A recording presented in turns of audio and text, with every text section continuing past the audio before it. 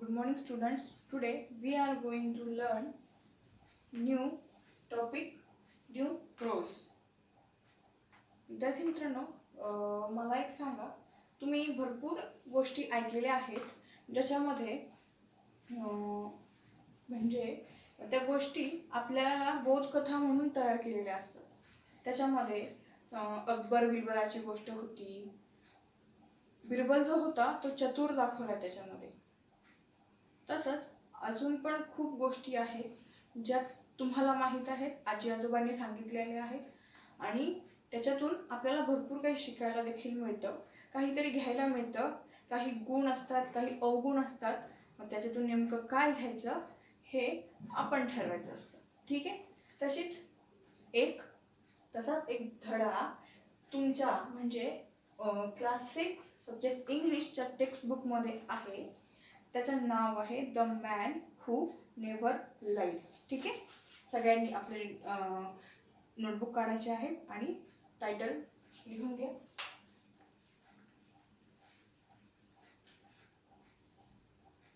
The man who never lied अशा प्रकारचं हे धड्याचं टायटल आहे. काय समजतं ह्या टायटलवरून? काय समजतं म्हणजे असा एक माणूस जो खोटं कधी बोलत नाही. ठीक आहे. हा गुण आहे की अवगुण आहे? गुण आहे, बरोबर. तर मी पेज नंबर 76 रीड करायला सुरुवात करत आहे. सगळ्यांनी पुस्तकामध्ये लक्ष द्यायचंय. The one special thing about Mohammed was that he never told a lie. It's not a very easy to do that, but Muhammad was a wise man. He kept his eyes open to what was going on around him and chose his word carefully. He became famous as the man who never lied. Even people who lived 20 days away knew about him. When people told the king about Muhammad, the king was not ready to believe it. Bring this man to me, he said. So Muhammad was brought before the king. Muhammad, is it true that you never tell a lie? Yes, your majesty. And you will not tell a lie in future? Never, your majesty. The king looked at Muhammad thoughtfully. Be careful. Sometimes we don't even know how the lie gets on our tongue. Some days passed. The king called Muhammad again. When Muhammad came, the king was just coming out of his palace. There were many people around him. He was going on a hunt. The king called Muhammad over to him. Muhammad, I am going on a hunt and then to my summer palace. The king spoke as he walked towards his horse. He held the horse is mane and put his left foot in the stirrup. Then he turned to Muhammad and said, now run to the summer palace and tell the queen to prepare a big feast for me and my people, including you, Hari. ठीक आहे. मी इथपर्यंत वाचलेलं आहे. आता तुम्ही मनामध्ये मी जिथपर्यंत वाचलेलं आहे तिथपर्यंत रीड करायचं आहे.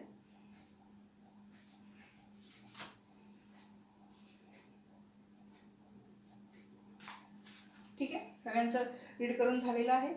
आता मला सांगा, ह्या लेसनमध्ये ह्या प्रोजमध्ये कोणत्या कॅरेक्टरचं नाव आलेलं आहे जो खोटं बोलत नाही?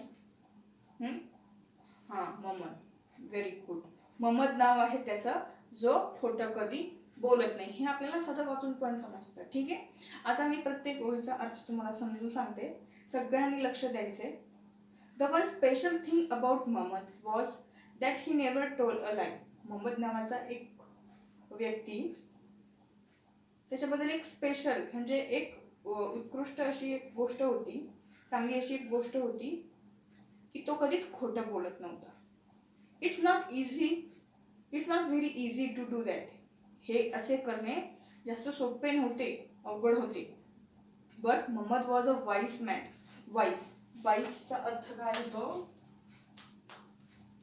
हुशार, चतुर, ज्ञानी. But Mohammed was a wise man. तो चतुर होता, ज्ञानी होता. He kept his eyes open to what was going on around him. म्हणजे तो बाजूला काय चाललेलं आहे त्याच्या आजूबाजूला हे खूप खुल्या डोळ्यांनी बघत होता. म्हणजेच काय, बुद्धी चतुर ठेवत होता.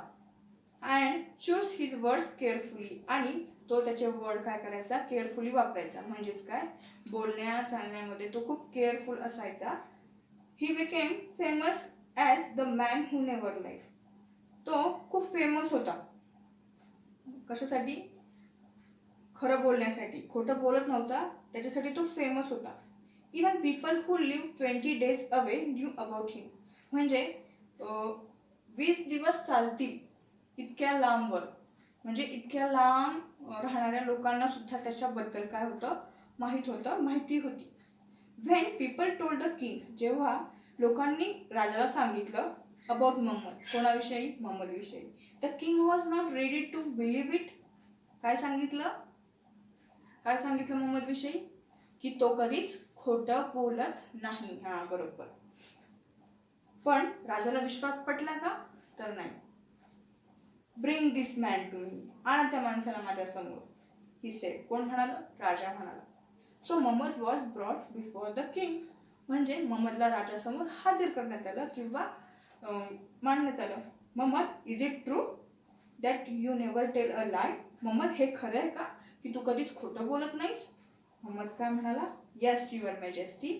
मॅजेस्टीचा अर्थ इथे काय होतो? राजा, सरकार.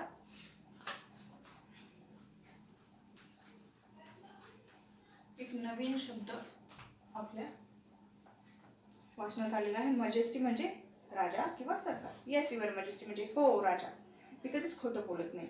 And you will not tail a lie in future. आणि तू कधी फ्युचरमध्ये सुद्धा खोटं बोलणार नाहीस का?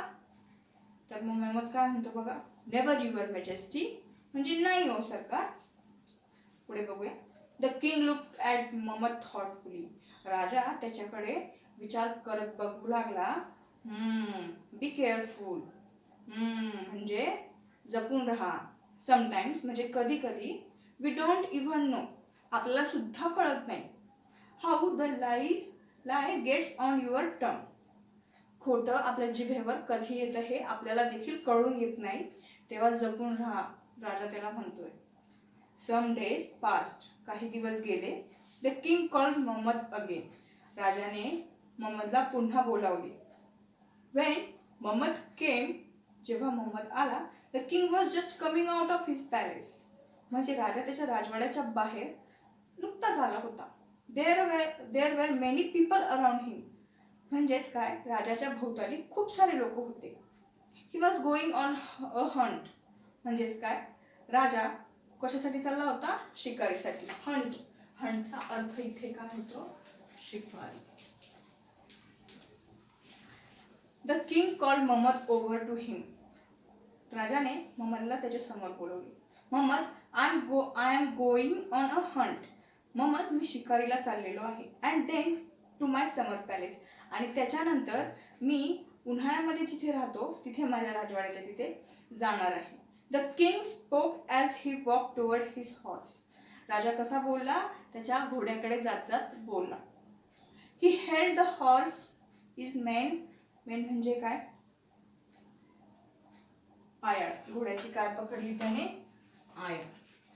आणि आयाळ पकडत पकडत तो मोहम्मदशी बोलत होता. The king spoke as he walk. He held the horse men and put his left. म्हणजे त्याचा डावा पाय त्याने कुठे ठेवला? स्टिरअप म्हणजे घोड्याच्या तिथे एक पट्टा असतो तिथे ठेवला. Then he turn to Mohammed and said. तो मोहम्मदकडे टर्न झाला आणि म्हणाला, नाव रन म्हणजे आता जा, पळत जा, टू द समर पॅलेस म्हणजे माझ्या उन्हाळ्याच्या तिथे राहणाऱ्या राजवाड्याच्या तिथे पळत जायचं अँड टेल द क्वीन, म्हणजे माझ्या राणीला सांग, to prepare a big feast for me and my people, म्हणजे माझ्यासाठी आणि माझ्या लोकांसाठी किंवा माझ्या ह्या नोकरांसाठी काय प्रिपेअर करायला लावलं त्याने, फूड म्हणजे जेवण बनवायला लावलं. आणि नंतर म्हणाला इन्क्लुडिंग यू, म्हणजे तुझे सुद्धा जेवण तयार करायला लाव, हरी म्हणजे पटकन कर, जा. ठीक आहे, इथपर्यंत समजलं. आता आपण उरलेला लेसन पुढच्या लेक्चरला बघूया. आत्ता मी तुम्हाला शब्दार्थांचा अर्थ सांगत आहे.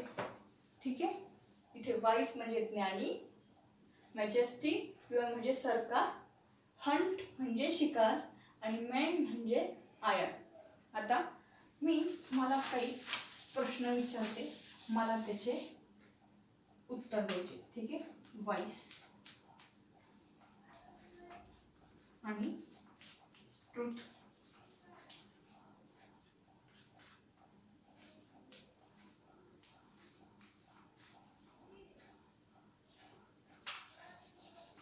मला याचा विरुद्धार्थी शब्द सांगा.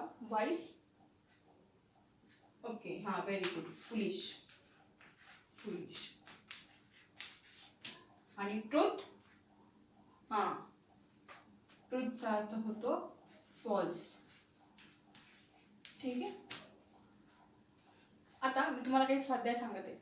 अकबर बिरबलाची जशी गोष्ट आहे तशीच तुम्हाला एक गोष्ट माहीत आहे का, की ज्याच्यामध्ये आपल्याला काहीतरी बोध घेता येईल, की ज्या गोष्टीतून आपल्याला काहीतरी गुण घेता येईल, अशी एक गोष्ट तुमच्या भाषांतरामध्ये लिहून आणायची आहे. उद्याच्या तासाला मी ती नक्की बघेल.